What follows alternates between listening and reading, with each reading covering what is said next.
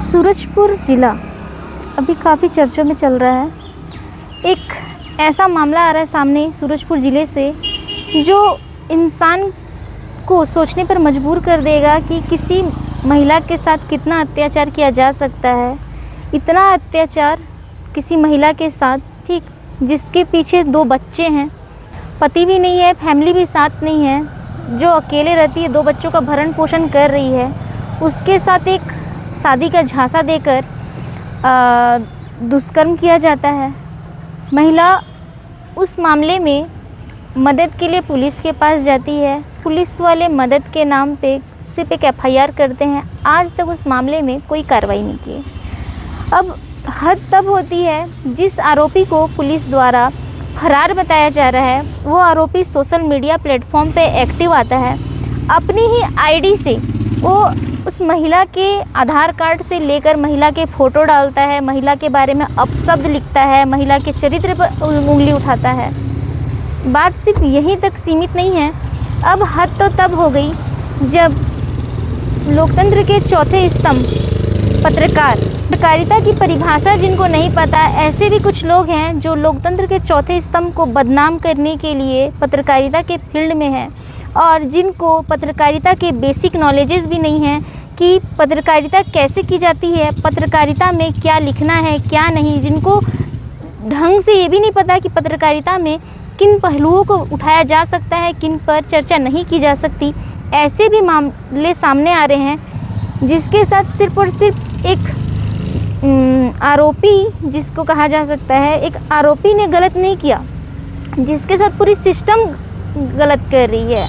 ना तो पुलिस प्रशासन इसकी मदद कर रही है, अब सोशल मीडिया पे भी इनकी बेइज्जती हो रही है, प्लस एक कथित पत्रकार जो कि सूरजपुर के प्रेस और प्रशासन ग्रुप में महिला की फ़ोटो लगाकर, महिला के आधार कार्ड लगाकर इनके बारे में वेश्यावृत्ति की बात कहते हुए खबर डालते हैं। धंधा करना, एक महिला के लिए इतना गंदा शब्द लिखना कि महिला धंधा कर रही है।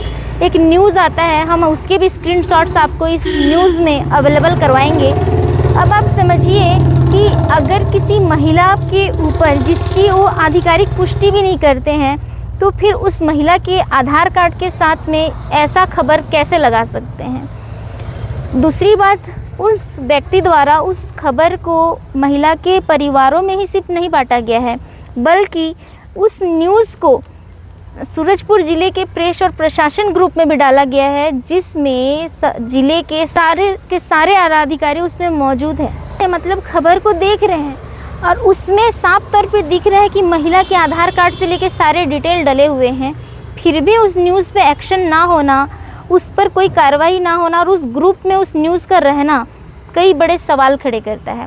आइए हम बात करते हैं उस महिला से जिसके साथ इतने अत्याचार हुए हैं और भी अब देखते हैं, जब तक इस मामले में आरोपी पकड़ा नहीं जाता है और भी आगे क्या क्या अत्याचार होते हैं उसके बारे में तो हम बता नहीं सकते हैं, लेकिन हम कोशिश करेंगे कि हमारे वीडियो के माध्यम से सूरजपुर जिला प्रशासन अपने होश में आए और महिला को न्याय दिलवाए। बताइए मैडम, अपना बताइए, आपके साथ हुआ क्या?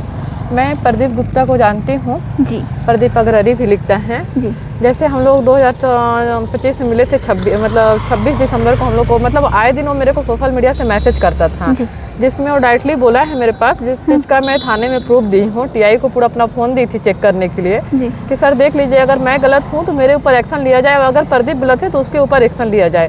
तो डायरेक्टली बार बार इंसान यही बोल रहा है कि मतलब मेरे को गर्लफ्रेंड नहीं चाहिए, मेरे को लाइफ पार्टनर चाहिए। शादी का झांसा था। हाँ, मतलब मैं डायरेक्टली उनसे पूछी कि लाइफ पार्टनर का मतलब समझते हो, तो डायरेक्टली बोलता है लाइफ पार्टनर का मतलब मैं हस्बैंड बनना चाहता हूँ। अच्छा। और मतलब तीनों के बीच में, मतलब मेरे 2 बच्चे हैं तो तीनों के बीच में रहना चाहता था। तो फिर इसके बाद कुछ दिन बाद जैसे वो आना जाना स्टार्ट किया, मेरे यहाँ आके रुकता था, रात में मैं नहीं रहती थी, मतलब नहीं रहने पे भी रूम में आता था। इसके बाद मेरा वेट करता रूम में आके, और क्या बोलते हैं, इसके बाद मेरे को बहुत दिन बाद पता चलता है कि वो मतलब एक मैरिड है और उसके मम्मी पापा भी है, जो अपने माँ बाप को मतलब मरा हुआ बताया था मेरे सामने, पर उसके मम्मी पापा सब हैं। ये मेरे को राहुल गुप्ता, प्रदीप गुप्ता के भाई के थ्रू पता चला है। इसके बाद मतलब आए दिन जैसे वो मेरे को पहले तो ब्लैक। प्रदीप गुप्ता शादीशुदा भी है? हाँ, शादीशुदा, 2 बच्चे हैं उसका। आपको ये बात पहले पता था? नहीं पता था। आपको ये बात बाद में पता चला? हाँ, उसका भाई के थ्रू पता चला है मेरे को फरवरी में। इसके बाद क्या बोलते हैं, मैं जैसे उससे दूर होना चाहिए, जैसे मैं दूर होना चाहिए तो पहले तो इंसान मतलब खुद को मारने का धमकी देने लगा कि मैं मर जाऊंगा बोल के। तो मैं ये सब बातें उसकी वाइफ को, पायल गुप्ता को बताई, मगर उसकी वाइफ का भी कहना है कि मेरे हस्बैंड को ब्लैकमेल किया जा रहा है, जबकि सामने वाला मेरे को ब्लैकमेल किया है। इसके बाद कुछ दिन बाद मतलब आए वो सबको छोड़ के मेरे को धमकी देने लगा कि मैं गाड़ी चढ़ा दूंगा, मेरा गाड़ी इंश्योरेंस करवाया हुआ है, मेरे पास हैवी लाइसेंस है। और सुनने में आया है कि पहले भी वो किसी के ऊपर गाड़ी चढ़ा चुका है चिरमिरी क्षेत्र में, जिसका मतलब उसका केस दर्ज हुआ था, केस को दबाया गया था। अच्छा, केस दर्ज हुआ था, हाँ मतलब FIR हुआ था, दबाया गया था उसको। अब लड़का मतलब मर चुका है, जिंदा है पता नहीं है, मगर दबाया गया था उस टाइम। उस चीज़ को भी प्रदीप गुप्ता मेरे को खुद से बताया था कि पहले भी मेरे से ऐसे हुआ है, जिसमें वो उसका खुद का कहना है प्रदीप का कि आज भी उस केस का इंक्वायरी होता है तो प्रदीप उसमें भी जेल जा सकता है। अच्छा, तो ये बताइए कि आपने भी इस मामले की शिकायत कहाँ की है? मैं इस मामले का शिकायत आजाद थाना सूरजपुर में की हूँ। FIR दर्ज हुआ है? हाँ। प्रकरण क्रमांक मालूम है आपको? हाँ जी। पुलिस का क्या कहना है? पुलिस का कहना है, आए दिन मैं उनको पूरा न्यूज का व्हाट्सअप करती हूँ, स्क्रीनशॉट मार के IG सर को भी भेजती हूँ, मगर उन लोग का बस यही कहना है कि हम लोग टीम रेडी कर रहे हैं, बस पकड़ने वाले, अरेस्ट करने वाले हैं। FIR कब दर्ज हुआ है? 12 मई को हुआ है। 12 मई को, 1 महीना हो चुका है। हाँ। 1 महीना में क्या बोला जाता है कि वो फरारी पे है या फिर गिरफ्तारी के लिए गए ही नहीं है? पता नहीं, अब मैं तो ये नहीं बता सकती हूँ, मगर मेरे पास जो रिकॉर्डिंग है उसके माध्यम से ये बोल सकती हूँ। जैसे प्रदीप का कहना है कि मैं मतलब वो खुद चाहता था कि मैं उसके लिए FIR करूँ, मतलब वो जैसे उसका कहना, मैं SP ऑफिस में आवेदन दी थी तो उसका कहना कि मैं SP ऑफिस आवेदन दी, इसके बाद थोड़ा केस को ढीला किया गया है, फिर उसके हिसाब से केस को आगे बढ़ाया गया है, ये सब प्रदीप का कहना है। और जैसे गुप्ता करते क्या हैं? वो स्पोर्ट लाइन का एक छोटा सा शॉप है कलेक्टर ऑफिस के जस्ट सामने में। अच्छा। और उन लोग विधवा आश्रम में रहते हैं। उसकी वाइफ पायल गुप्ता विधवा आश्रम के अधीक्षक हैं, अधीक्षिका है। हाँ, जो खुद मतलब सामने से बोलती है कि मैं एक अधीक्षक हूँ और मेरा वहाँ तक पहुँच है जहाँ मैं मतलब एक फ़ोन में ही प्रदीप को मैं बचा सकती हूँ। और पैसे का भी रुआब दिखाया जाता है कि मेरे पास इतना पैसा है कि मैं किसी को भी खरीद सकता हूँ। आपके पास ये धमकी उमकी का कुछ रिकॉर्डिंग है? हाँ, मतलब वो सामने से बोले हैं तो कुछ चीज़ का तो नहीं, पर कुछ चीज़ का मेरे पास है प्रूफ। अच्छा, ठीक है। अब सोशल मीडिया पे उनके द्वारा क्या किया गया है, आपको कैसे प्रताड़ित किया जा रहा है? सोशल मीडिया में आज से मतलब 5-6 सप्ताह भर करीबन हो ही जा रहा है। आए दिन मेरा फोटो पहले तो अपने ID में पोस्ट करने किया, मेरे चरित्र पे उंगली उठा के, मतलब मेरे को साफ अंकों पे बोला जाता है कि मैं धंधा करती हूँ, मैं ऐसी हूँ, पैसे को लेके बोला जाता है।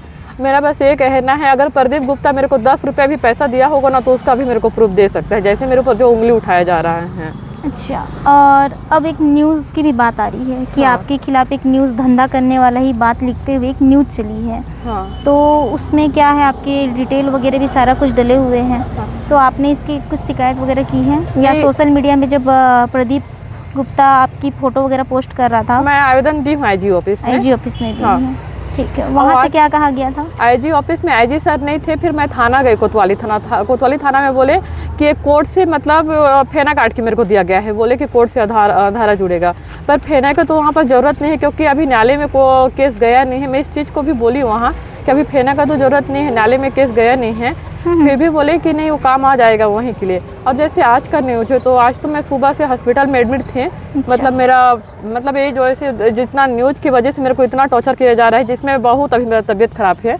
अच्छा। तो मैं तो आपका कैनुला वगैरह भी लगा हुआ, देख सकते हैं कैनुला वगैरह लगा हुआ है। ये हॉस्पिटल में एडमिट भी थी, अभी आई हुई है यहाँ बयान देने के लिए आई हुई है। तो अब आप क्या चाह रही हैं? अभी जैसे वो न्यूज़ का है तो उस न्यूज़ के लिए अभी मैं आप लोगों से भी हेल्प मांगूंगी कि जितना हो सके इस वीडियो को शेयर किया जाए। अब मेरे को मतलब पब्लिक सपोर्ट भी मिलना चाहिए, जैसे कोई भी लड़की का ऐसे खुलेआम मतलब इज्जत ना उछाला जाए। और मैं इसके लिए एक शिकायत दर्ज करूँगी अभी कोतवाली थाना में। जी, ठीक है मैडम, और कुछ बोलना चाहेंगी आप? नहीं, मैं बस IG सर से मतलब इतना रिक्वेस्ट करूँगी कि जल्द से जल्द प्रदीप को अरेस्ट करें और मतलब खुद पर्सनली अब इस केस को हैंडल करें। और एक आप बात बता रही थी कि जांच आपकी जो SDOP मैडम, हाँ, जो SP मतलब DSP मैडम है, DSP मैडम, जैसे हम लोग 20 मतलब मई को 20 मई को DSP मैडम के साथ प्रदीप गुप्ता के घर गए थे। उस टाइम जैसे सुबह मैं अमरीकापुर से गई तो प्रदीप गुप्ता अपने शॉप में था। इस चीज़ को मैं थाने में जाके बताई। मैडम पहले शॉप गई, मेरे बहुत फोर्स करने में, मैडम का डायरेक्टली कहना था प्रदीप यहाँ नहीं है, मेरे बहुत फोर्स करने पे प्रदीप गुप्ता के घर मैडम पहले शॉप गई। शॉप में जैसे राहुल गुप्ता उसका भाई था, डायरेक्टली उसको राहुल फ़ोन करके अपने भाई को बोल दिया होगा कि पुलिस यहाँ है, तो प्रदीप घर से तो भागेगा ही है। छोटी सी बच्ची है प्रदीप गुप्ता की, 3 साल की बेटी, उसको अंदर में लॉक करके पायल गुप्ता अपने मतलब प्रदीप गुप्ता को कहीं बस्ती साइड से छुपा के आ रही थी। जिस चीज़ को लेके हम लोग बहुत मतलब फोर्स किए कि कैमरा चेक किया जाए यहाँ, पर कैमरा वहाँ पर चेक नहीं किए।